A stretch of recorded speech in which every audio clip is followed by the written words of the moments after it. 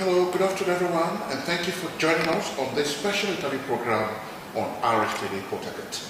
This program is watched only on GoTV channel 142 and Start Times channel 113. You can also join our live streaming via Facebook and of course YouTube at Rstv Online. My name is Solomon Nelson.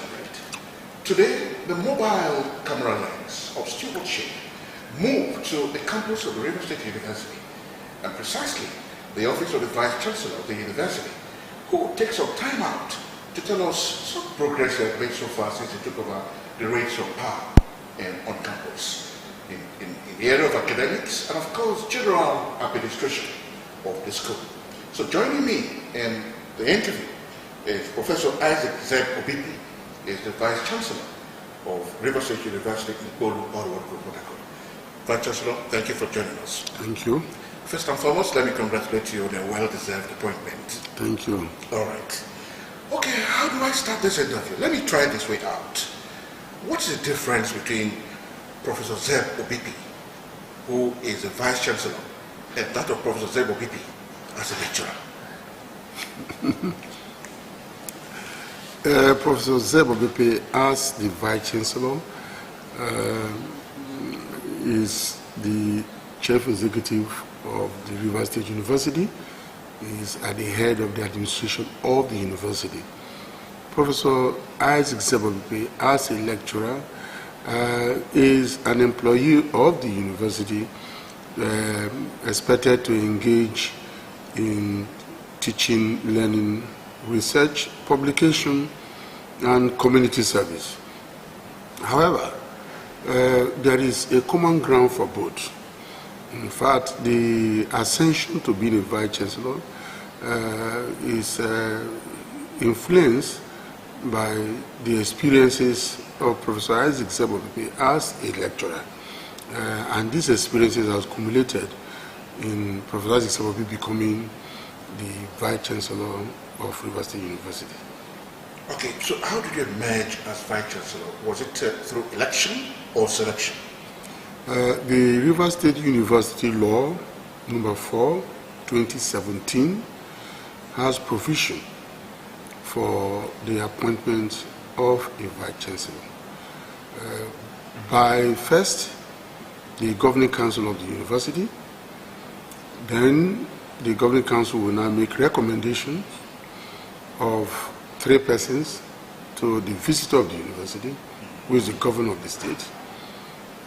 And then the governor has the power to choose from amongst these 3 persons who he feels fits the role best as Vice Chancellor.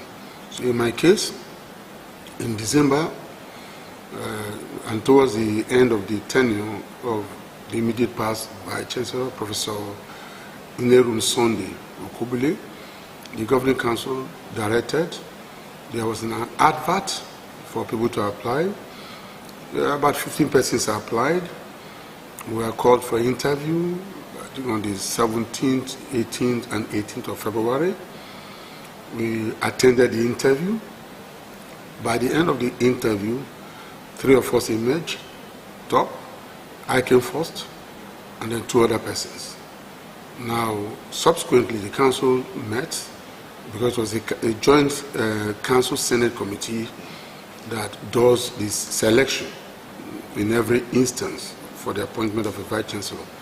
Now, that committee sent its recommendations to the Governing Council.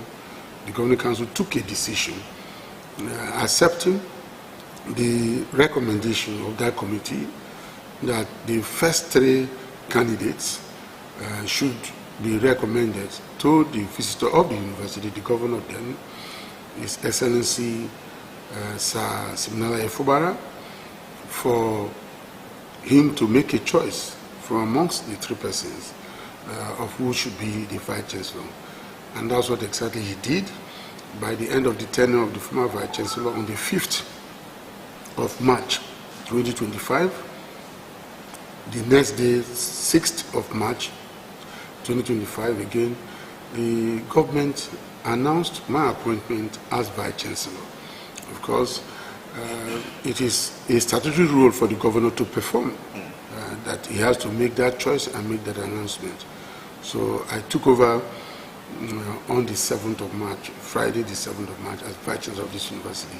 That was the route. Interesting story, interesting background you have given to us. But some people will say that you haven't been Prof long enough to become a Vice Chancellor. Was it because of your brilliance, or the governor has a political will to announce you? What is correct? The truth of the matter is, in the university system, the moment somebody becomes a senior lecturer, he can handle any position in the university. We've had non-professors as Vice Chancellor in this university. There was a time we had a non-professor as a Vice Chancellor of this university. I've been a professor since 2018. So 2018 to 2025 is 7 years. When you are a senior lecturer, you could take responsibilities.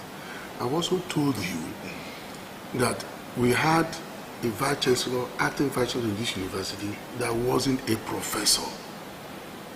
If you go to our Senate chamber, you will see the pictures of Vice Chancellor. You see among them the third person also wasn't even a professor. I'm talking about a professor of 7 years. He wasn't a professor. So it's not mandatory that you must be a professor. But from time to time, the Governing Council can review the rules, okay, the requirements to become a professor. And it is also possible that you look at the contemporary skills of person who occupy positions of authority. And if you expect a Vice Chancellor sometimes to be a professor of 10 years, you might have Vice Chancellors who are rather advanced in age, who might not have sufficient stamina to handle situations like that. You will have persons who are not digitally literate to handle things like that. So it's not a matter of age, it's a matter of competence, a matter of qualification. And I've held responsibilities in this university and delivered sufficiently, including I was made head of department when some professors were not made heads of department. And I presided over meetings of professors when I was not even a professor. And I demonstrated experience and achievement over the years. So it is not an issue of the number of years you have been. In fact, there was even a time when you must be of certain age, in your 50s, late 50s, to be made Vice Chancellor. But the world all over the university all over the world are going for people that are young and dynamic, and I think I fit the bill compared to those who contested with me. You see, it's important that you use this platform to correct some of these anomalies in beer parlor talks and all of that. But you have just done so. No. So let's just move into the real thing while we're here. Could you tell us or share with us what you have done to improve the system since you took over as Vice Chancellor of this premier university? Now, let me put it this way, because of that question you ask. Would you rather have a professor of 20 years that doesn't have the competence to deliver? Would you rather have that? Would you rather have a professor of 15 years who could or has the capacity to destroy the system? Would you rather have that? Would you rather have that? Or would you rather have a professor of lesser years but has integrity and could deliver? Would you rather have that? These are the issues we are talking about. So beer parlor gossips are irrelevant, are immaterial. In situations, we're talking about an academic institution. We're talking about an institution of high standing of Rivers State University. It's not for the position, not for any and everybody. Its position requires someone who is level-headed, someone who has emotional management, someone with the capacity to work in teams, somebody who has the ability to understand issues and know how people feel, someone who has the heart for the students and staff. That's what we are talking about. And it is against this backdrop, I've made the achievements I have been able to do within 3 months of being in office. Not quite 3 months. For example, there's a new orientation in the university of people being being responsible, a sense of responsibility, a sense of accountability. The people know there's a new sheriff in town. And you see, every staff is up and doing. You notice, if you come around, you see the happiness on the faces of students and staff. Did you witness the jubilation over my appointment as Vice Chancellor? By students, graduates, staff. The first appointment that you could have people sitting and waiting. There was tension on campus within the 24 hours that there was no Vice Chancellor. And there was big relief on the faces of people. And that sense of responsibility and accountability, that sense of duty is sufficient to drive every other thing I want to do. Within the first 1 month, I was able to put together teams that will review university ranking. We've got a report from there. A team to look at staff development. We've done that. We have now we have a director of staff development. We have, right now as I'm talking, a team looking at procurement, which is fundamental and in tandem with the laws of Nigeria of River State. We now have a university procurement policy that is in tandem with provisions of procurement laws. We've done that. I just returned from a visit to our students in Togo and Badagry, studying French, encourage them, impress on the management of those institutions how much regard we have for our students, to have an MOU with them because we couldn't afford to entrust children. Their parents and guardians are put under our care outside the state, outside the country, and not let those who we are in turn putting them in charge of them, how seriously we want them to treat them. We want that. We've created university special envoys to help the university to generate fund, including the former president of Nigeria, President Gogo Abel Jonathan, is now a special envoy of the university. We approach him as he accepted, and we're working with them. We have people like Fakaye working on that project. We've done that. We have a university-wide schedule now of meetings. We didn't want situations where departments or faculties will probably will not have meetings when they ought to have meetings. Responsible for delays in submission of results and approval of results. We worked so hard that every department, every faculty now know ahead of time that they ought to do their duty. They have to hold a meeting to consider results. We've introduced class examination officers to replace a situation where one staff in a department has to upload results of students, sometimes as much as 800 students, and then we make errors in uploading. We become mini God because every student wants to chase him or her to get the results uploaded. We have situations where sometimes results uploaded or results yet to be uploaded may be different from results that are downloaded. And we felt like, okay, there could be mistake and result will delay. Our students will graduate in the middle of a year. They cannot convoke till the next year, December. We have results now, we have results being approved in badges, badge A, B, C. Today we had the result even J, I. When we could present results on time, and students, when they finish, say sometime in September, October, by the university calendar, by December, they are convoking. They are going to law school without stress. We've done that. We've been able to create student sponsor account because we have situation where students will be attending, claim to be attending school, and their parents or guardians will not know, even sponsors will not know that they've been waived. And maybe year 4, year 5, year 6, those who are spilling over, you come to realize that your ward actually was not attending classes. We've seen situations like that. So now parents and sponsors can have access to their students, their ward's result, their children's result. Online at the end of the semester, transcript will be sent to them. We are going to unveil this particular application on the 7th of June, when I'll be 3 months in office. And all you need to do is, even right now, we're trying to bring in a feature to enable those parents and guardians that are not email friendly to have this thing sent into their WhatsApp. We've done that. We've created what I will call, I want to put it this way, opportunity for sequential presentation of results.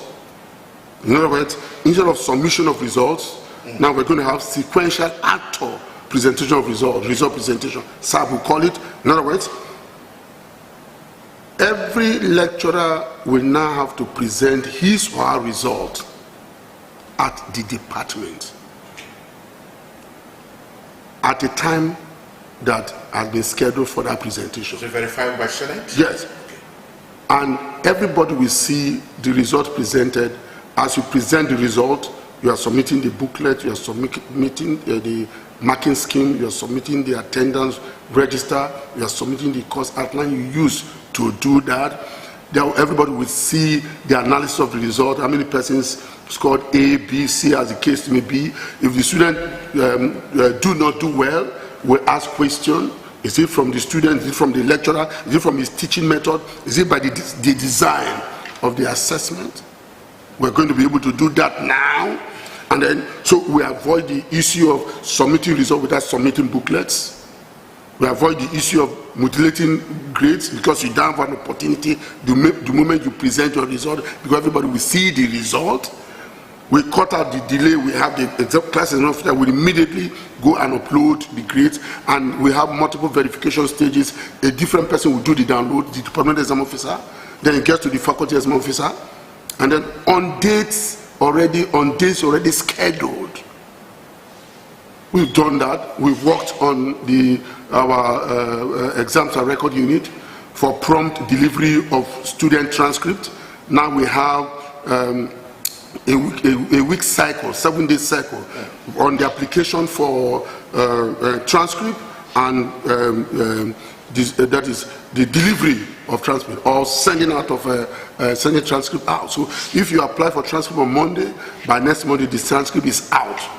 We've done all that, and there's quite a lot to do, because I moved from the rank. I came in as assistant lecturer, and from the very year I came to this school, I've held one office, from one office to the other. I've been departmental exam officer, faculty exam officer, I've been head of department, I've been student advisor, I've been associate dean of faculty. You grew through the rank. I grew through the rank. I've been dean of student affairs for 7 years at a stretch, the longest this university has had. Even as head of department, I was 7 years at a stretch, the longest you could have. That is unbroken. Some person could be appointed 2-3 years, they come back at a stretch. And one more thing. And I served as director of ICTC. In fact, from director of ICTC, I came here. I've served my first tenure. I got reappointed for a second tenure. If I were not vice chancellor, I'll be completing my second tenure. So this position have exposed me to the challenges students have, the challenges staff have, and so I'm properly placed to address them. That I'm doing. Interesting. I would have loved to ask you which of these areas you've enumerated best affects the student, but that will be after this question I want to ask you, so we can combine them and then you take them all. Mr. VC, you inherited a system where all the programs of the university have been fully accredited by the NUC, Nigerian University Commission. Am I correct, sir? There are some yet to be accredited. The question I want to ask you is that what are the guarantees that it will be so until your tenure ends? The guarantee is that first, I was part of the system that sought to the accreditation of those programs. Okay. I played one role. Strange to you? Yes, not strange to me. I played one role or the other. In fact, I am the longest serving member of the University Management Committee. Oh, interesting. Since from 2015, I have been a member of the University Management Committee. I have not taken a break away and came back. I have been. So decisions taken during Management Committee meeting have witnessed my inputs and my contribution. You have been part of it. So I know the things we did to ensure that we have our programs accredited, and therefore I am in a position to ensure that the program are accredited.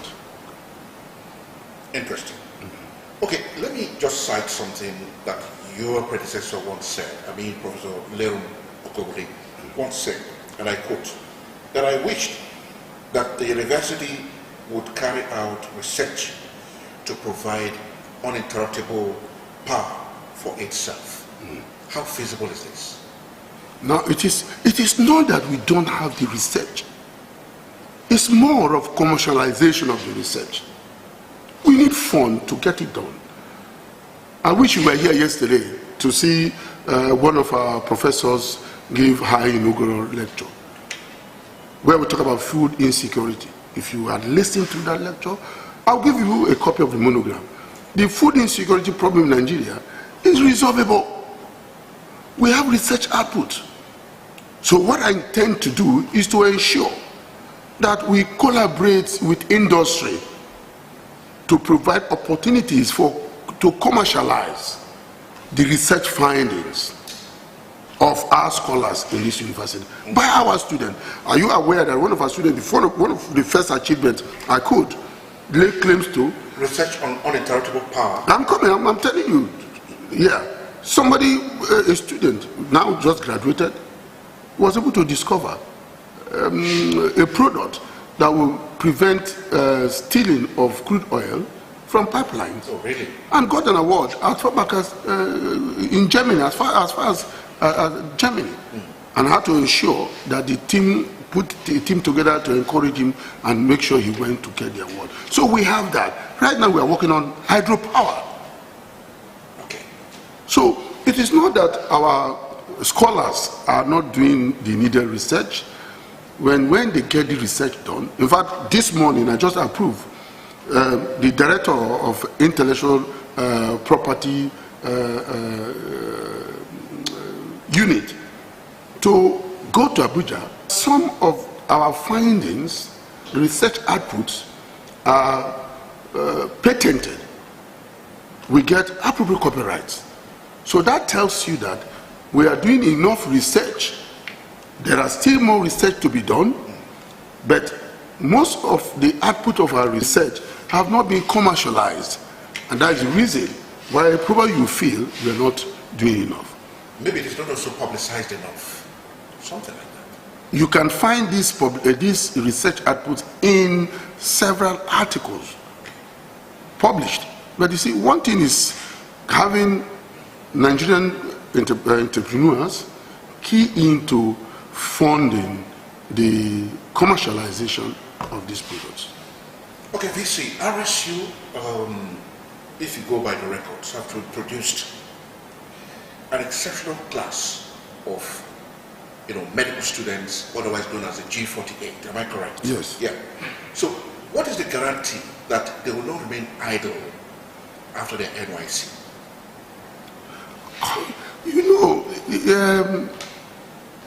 We have employment opportunities for medical graduates because the number of patients or the number of citizens, Nigerians, the ratio of Nigerian citizens to doctors is not satisfactory.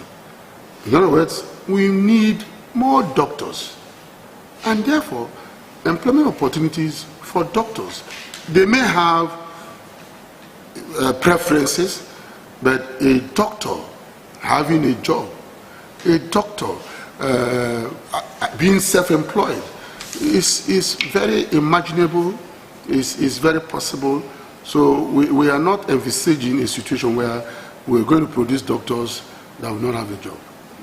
Okay, we'll just take a short break. We'll be talking with Professor Isaac Z. Obipi. He's the Vice Chancellor of the prestigious university, River State University, Gogo Abel. We'll just take a short break and we'll return to talk more about university administration. Stay with us. Stewardship with SNB.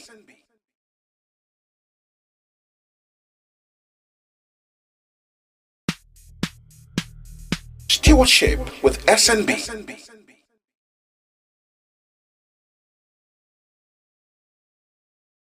Well, if you have just joined us, the program is Stewardship with SNB on Rstv Port Harcourt. This program is watched on Go TV, channel 142, and on Star Times, channel 113. You can also connect to us on our social media handles, such as YouTube and Facebook at Rstv only. My guest hasn't changed. Professor Isaac Obipi is the Vice Chancellor of the River State University in Gogo Abel. Prof, once again, welcome to the program. Thank you. Would you send your child to RSU? If yes, why? And if not, why not? First, the if not doesn't arise. I'll send my child to the River State University. Because sometimes vice chancellors and politicians will send their children abroad to school, whereas they are the managers of the university here on ground. That's why we're asking this question. My daughter finished from this school. Okay? So it's the university, one, has been consistent over the years to ensure our students graduate as at when due. We have not had disruptions either from the side of the unions, staff unions, or from the side of students. And of course, I played a key role in that because as Dean of Student Affairs, I tried to stabilize the student management relations. So we've not had disruption. So why shouldn't I send my child here? In fact, that's the reason why in the past few years, a lot of students applied to this university for admission. For example, when other universities have JAMB cut-off mark 120, 140, 150, 160, even in River State, our JAMB cut-off mark for the past 2 or 3 years has been 190. And yet, we are not able to take all of them. I know, because as director of ICTC, I have the data. We have 37,000 or so applying, 26,000 so applying for admission in this university. In a year, our capacity just recently increased. Initially was less than 10,000, but you have that number of persons applying. That tells you that it's not just because of the consistency of our calendar, it's not because of the quality, it's not just because of the quality of our products, it's a manifestation of the fact that this is a citadel of learning that is student-friendly, a citadel of learning that is staff-friendly. It's a home for anybody that comes here to study, finds a home here, and giving reverse hospitality. What are your plans to tackle exam racketeering, sex for marks, and the rest of the ills that we know that are recurrent in university campuses? Like I said, one of the reasons why we introduced SAP, sequential, auto, result presentation, is to check exam malpractice, is to check delays in result presentation. Actors are going to be responsible in the sequence of actions leading to the presentation of result. That's what means sequential actor result presentation. 2, we are organizing a workshop on Monday. You are invited to train, to talk to our heads of department, our deans, exam officers, both at faculty, departmental level, and class level. On Monday, we are trying to do that to make sure we tell our staff, let them know the roles and the expectations of them. Again, to check exam malpractice. This school has dismissed staff, you know, or you must have heard about it, that get involved in exam malpractice or result mutilation. Even students have been dismissed. So these are the things we are doing. We are also creating awareness. We are reviewing the rules and regulations involving student conduct. We are reviewing, we have anti-sexual harassment committee in line with the provision of the sexual harassment law. And as I came on board, I've just caused a review of that policy to include gender mainstreaming. So we now have anti-sexual harassment and gender mainstreaming. We are doing that. And all these are intended to check the anomalies you're talking about.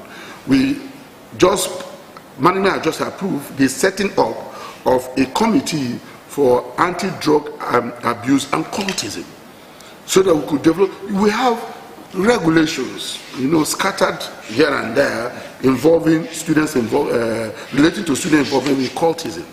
But we are synthesizing them, creating a committee to be dedicated to addressing that issue, including creating awareness and ensuring enforcement of sanctions when the regulations are violated. We are doing all that. What advantages does RSU have over other universities in the country, as you know? It will interest you to know that Rivers State University is the premier university of science and technology. You know that, the first in Nigeria. We have the right to be proud over that. That's the university. Rivers State University has produced persons that have held positions of authority in Nigeria that are competing with persons from other universities and are doing well. Are you not aware that even in law school our students excel? Are you not aware? You're telling us. No, you should know. You are of the media. So these are the reasons. We have the manpower. In fact, Rivers State University is the university of choice now. Since I came, I've got requests from professors from different universities seeking to come over here, including those asking to be offered contract job, sabbatical, adjunct position. Because if this university isn't a university of choice, we'll have that. I had earlier mentioned to you that students are applying to this university despite our high cutoff, JAM cutoff mark. You will see.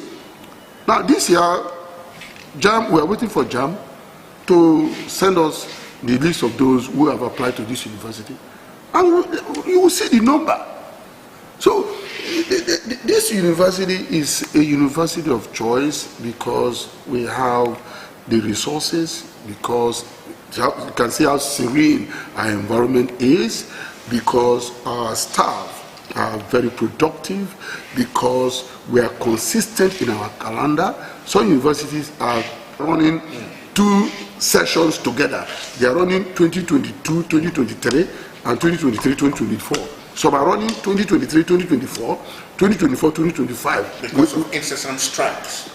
No, I'm not saying anything. But I tell you that we have concluded all those sessions, and we are about concluding our 2024-2025 session. Like I told you, we are just waiting for JAM to send out the list of those who have applied to our school for admission, and we are looking forward to having our admission concluded even before November. Interesting. This will soon let you go off the hook, but it will be without this question. You have all the facilities in the build and construction departments, yet you hire contractors to design your facilities. Isn't that a shame? For a premier university that can boast of the best engineering facilities in their engineering departments and all of that. So this is just a case in point, and that your school will work to contractors to design your facilities, yet you have the best of facilities in your build and construction departments. I don't think that is correct. What is correct, sir? It's not correct. It's not true. That so what is true, sir? Yeah, what is true is that most of our buildings, in terms of their construction, to the best of my knowledge, the ones I know, I said the ones I know because I have served as a member of governing council twice. First, I served as a member of governing council as somebody representing the alumni of the university. I served. I have also served as a member of the governing council as a person representing Senate. So I'm privy to some of the decisions, but it's strange to me that we contract out the design of our buildings. I don't think that is correct. However, it's also possible that sometimes you could have what they call outsourcing when it is necessary. So except situations like that, I don't think it is our practice, our culture. What I mean, when I say practice, something we have adopted to do and we do continuously, that we're going to design building and we'll contract it out. No, it's not true. We could ask for advice, we could ask for input, we could have that it's at different stage of the at the different stages of the construction, we're able to maybe get input from people or consultants. That doesn't mean that we don't have the resources to do our job. Okay, let's take a look at one of the cardinal reasons why RSU was established was to provide the middle level technical support for the state and all of that. Do you think that that aim is flying or it has been defeated? In fact, we are producing more than the society is ready to absorb. So we are, as a university, we have continued to produce manpower of different capacity at different level. Medium or middle level or high level manpower, we are producing them. And that's the reason why, because we are producing more alongside other institutions, so much so that the industries cannot absorb them, we have unemployment. I'll be doing a disservice if I do not ask you this question. I've been, it's been agitating my mind since I've been here with you for the past 15, 20 minutes or so thereabout. What is the question? The question is, River State clocked 58 on the 27th of May, just about a few days ago. Would you say that our development is commensurate to our age? You're a River son. Yeah, it's just like saying if our development in Nigeria, since we gain independence, if our development is commensurate with our age, it's the same question I ask. We have done well, but we can do better. That's my response to you. We have had some achievements, impressive, but we can do better. We have had challenges. Challenges are part of life. We can resolve the challenges. We have the resources. We are well endowed. These resources have the potential to shoot us up to a leading position in the Committee of States in Nigeria in the future. So we have the prospect. So River State is doing well and will continue to do well. Where would you like RSU to be in the next 5 years? In the next 5 years, River State University should be among the top 3 universities in Nigeria. The top 3 should be the top 10 in Africa, should be within the top 50 in the world. Professor Isaac Obipi, Vice Chancellor, River State University, thank you so much for your time. Thank you, Prof. Thank you very much. Thank you. Thank you. And that's it, our program. Join us again same time, and we shall bring you another guest on a different topic. My name is Solomon Nelson. Bye for now. Stewardship with SNB.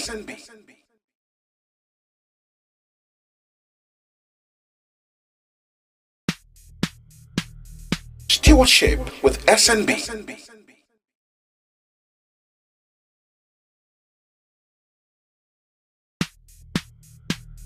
Stewardship with SNB.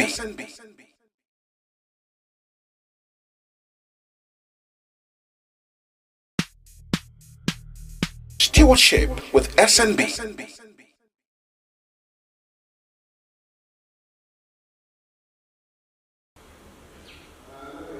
Hello, good afternoon everyone, and thank you for joining us on the program Stewardship with SNB on Riverside Television, Channel 22, Port Harcourt. This program can only be watched on Go TV, Channel 142, and Start Times, Channel 113. You can also connect to us via our streaming on YouTube and, of course, Facebook. We are also on Go TV, Channel 142, and Start Times, Channel 113. My name is Solomon Nelson. Local government administration all over the world is the closest tier of government to the people, and it is expected to deliver the dividends of democracy to the doorsteps of the locals. When this fails, it means that there is a gap between the governed and the government at the local rung of governance.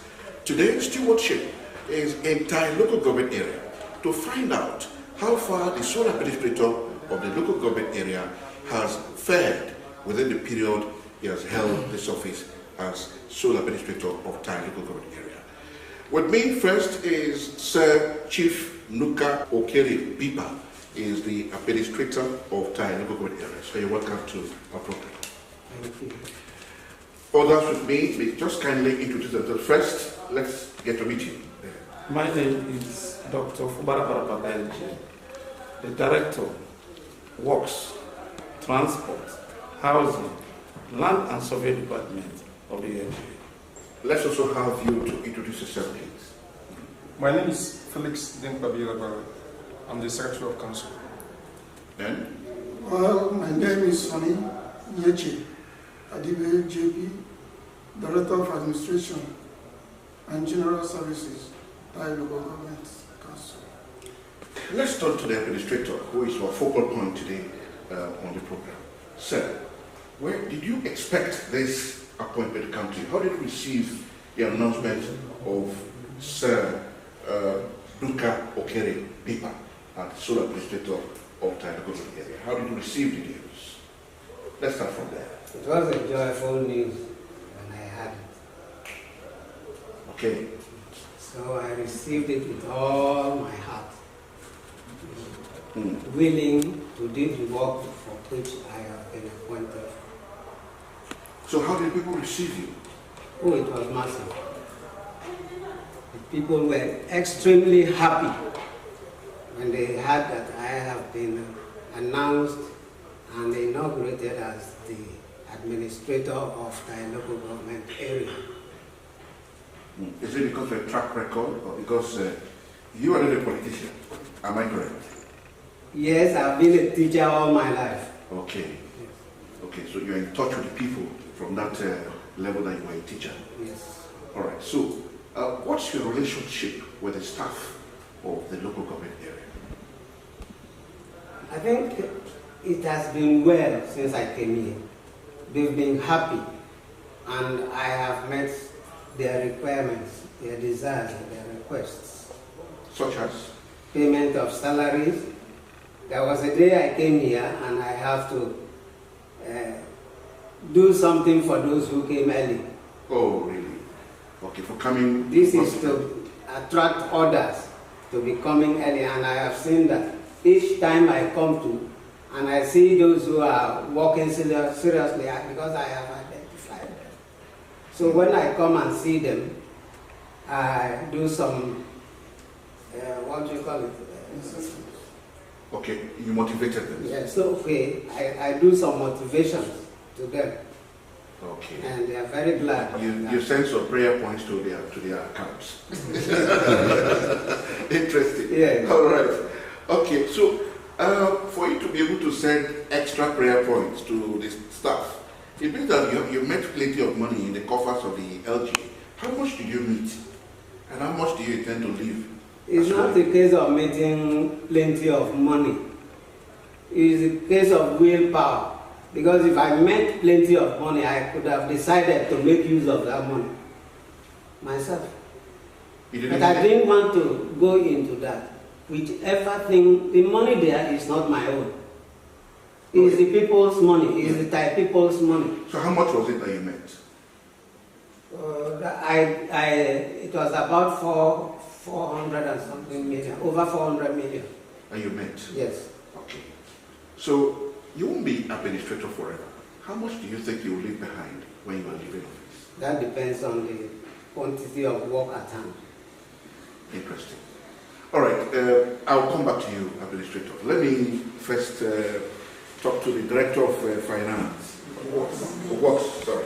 All right, so tell us about works will also entail cleaning up of the environment and all of that, am I correct? Yes. We came in with some crisis taken over the council sector. Why is it so? In terms of sanitation, since this administration came in, they have been doing extremely well. You are swinging grass, as far as this settlement by council is concerned, we cut it twice a month. We just did the last one last 2 weeks. We are about commencing the next one by tomorrow. So since it's rainy season, you expect all the greenery to be always coming up in their own time.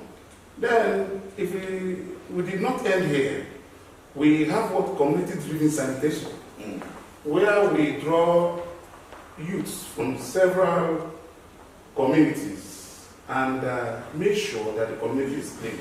They cut across this west road here. When you are coming, you see the area clean. That is an activity initiated by the administrator of the CKB. So the youth are highly engaged in sanitation. Apart from that, if we talk about council sanitation, as we are coming on the way, you won't meet any mess on the way, because we clear it regularly twice a month. So in terms of sanitation, I think that is on top now.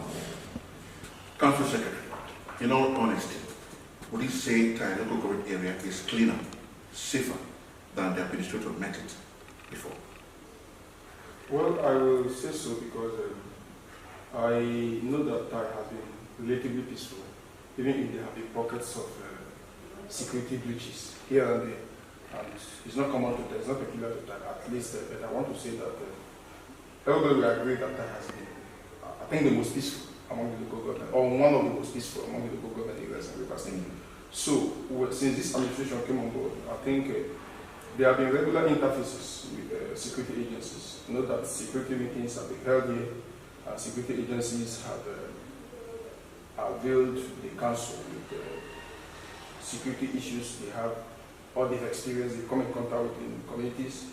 I know that the administrator has had cause to visit some communities where a few security breaches were reported. I know that there was a time he was in, I think, Wake community, and then I know there was a time he was in Kolo community, and he had been to Pogo and one or two other places, and I think those situations were brought, they were all resolved.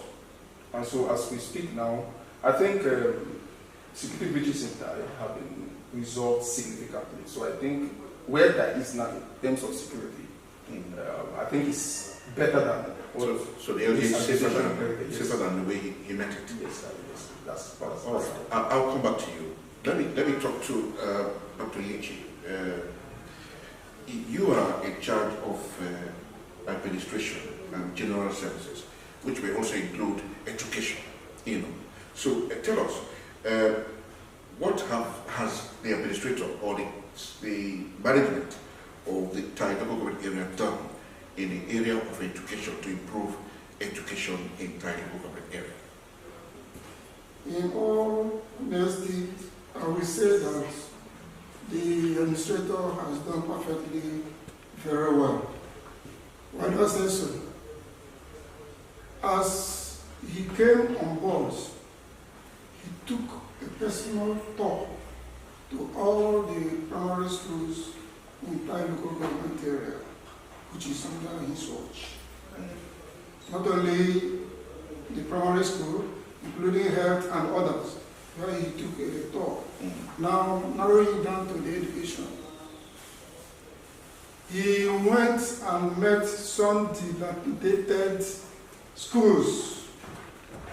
And he came back and he said, no, I will not take this. This is not fair for my people. I will do something about it. He did not even stop there. The schools that does not have enough capacity in terms of teachers, he took note of them and then came back here, summoned his executives, the principal officers, that this is what I have seen, this is my finding. What do we do? We ask him to lead the way. What exactly do you want from us?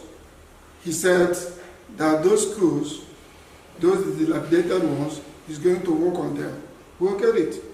The ones that have no teachers, he went further by recruiting ad hoc teachers, numbering almost 145 to 150 personnel to man those schools.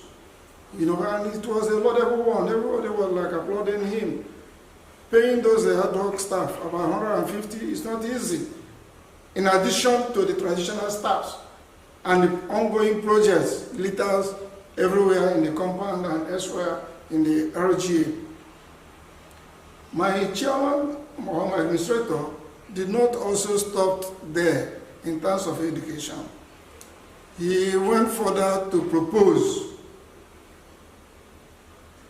free books, bags, writing pen, writing materials for the students, just to help the parents and the students there. You know, as I speak, this is an evidence. Little did I know you would have asked me on this. This is an evidence of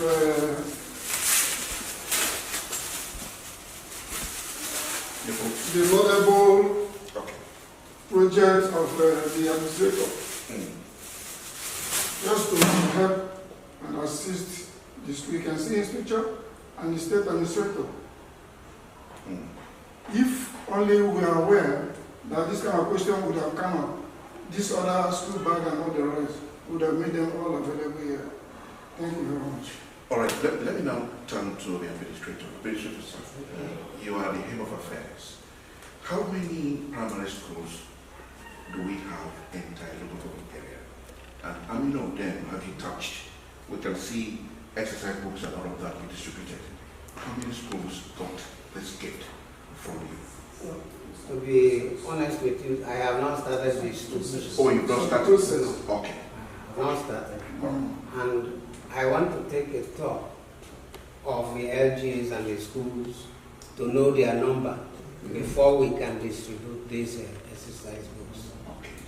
So, could you tell us, I've asked them this question, could you tell us what you intend to do to improve education in the area? Okay. Like you've been told, these exercise books is one of the things I thought will help improve education. Because as it is, education, like it was handed over to us by our colonial masters, is based on the three R's. That is reading, writing, and arithmetic. These are the three R's. To start with, they should know how to read, they should know how to write, and they should know how to play with numbers. So that's my focus areas when we come to education. Another one is to engage these ad hoc staff so that they can complement the lack of teachers that we have in these schools. Some schools have only one regular teacher, who is only the headmaster. So these teachers that are engaged will boost teaching and learning in those schools. Right? I have also done fumigation of the schools. I have also cleaned the primary schools, used community-based workers to clean the schools and fumigate. I did it myself. I went around myself fumigating with members of my staff here, the principal staff and others. So we went through the schools doing that, so that the children coming in will not encounter or they will not be sick in any form. Administrator, what about the schools that are already dilapidated, uninhabitable because of their bad structure? Are you taking plans to put them in good shape? Yes, the state government has asked us to write concerning those places. These are high-powered, some of them are high-powered projects, involving a great amount of money, which sometimes the state will not allow the local governments to undertake. So we have to pass on that one to them to take care of. The ones we can do, we are going to do that one. Maybe the supply of seats in some places, and the supply of books and writing materials for these pupils in the primary and mostly again in the UB section of the secondary school. All right, Administrator, let's turn now to health. Could you let us know how many health centers are there in the Nta Ebenezer area, and how much services are they rendered to the people and the local and in the communities? In Nta we have about 10 health centers, because almost each community in Nta has a health center. And like we did last time, the immunization, I flagged off that one. There is another one that is about to come, it is on now. I have taken care of that one. I have also planned and we have approved a health outreach for the people of that, which will commence anytime from now. Stewardship with SNB.